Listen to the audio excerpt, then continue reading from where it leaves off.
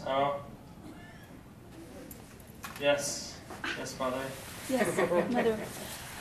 10 years ago, my son was a vegetable. And look at him now. I am so proud of him. It is unbelievable how proud I am. They told me while he was in his coma at Vandy to put him in a nursing home and let him vegetate until he dies, because he would never amount to anything. And look at him now. I am so proud of him.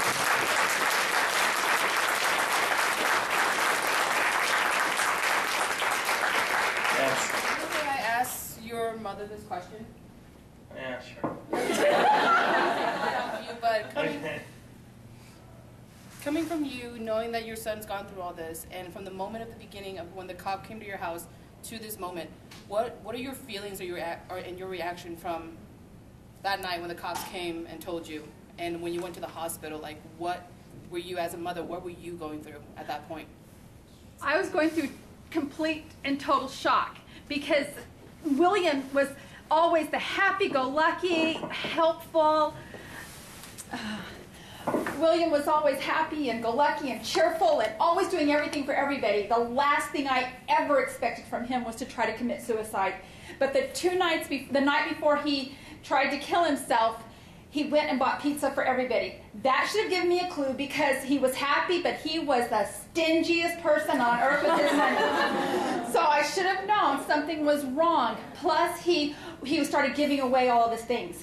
And I just thought, you know what, I didn't really think, I was so busy trying to get ready for Halloween for the kids at school the next day, that I wasn't paying attention.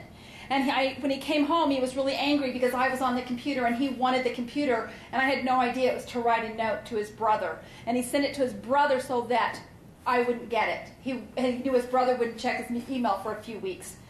But he just was trying to tell everybody goodbye, and I had no idea. So when the police came to let me know that he had been hit with a semi-truck, I thought he was dead, and I could not believe that he was still alive. And when I got to the hospital and they had him in a body bag to transport him up to Vandy, I didn't think he could live. There was no way that he could live. When you see his car, there is a tiny little space in it where his body was crumbled up. And when I saw the car, it had already fallen apart. It wasn't even as compact as it was when it had been hit by the truck. So he has made a miraculous recovery, and he's doing so much to help people in the place that he's at now. But our whole family went through hell. That's all I can say, is we went through hell, because they expected him. All of his friends thought he's going to rehab, because when they knew he was getting out of the hospital at Vandy and going into rehab, he's going to come back to us and he's going to be the same Will. And he was not the same Will. He had a traumatic brain injury, and he was starting over as if he was a newborn baby, literally a newborn baby. So for William to be this far, our whole lives got turned upside down. He was right when we said we had to leave the state, because the whole town, because he did not come back recovered, all the things that they had helped us with, to help us do, they wanted their money back for helping send him to rehab. There was just so much that they wanted. They were mean to his brothers and sisters because they could not understand why he didn't come back whole again. And I just wish that they could see him now and just like, yeah, you know what? You're wrong. Because look at him now. He's amazing.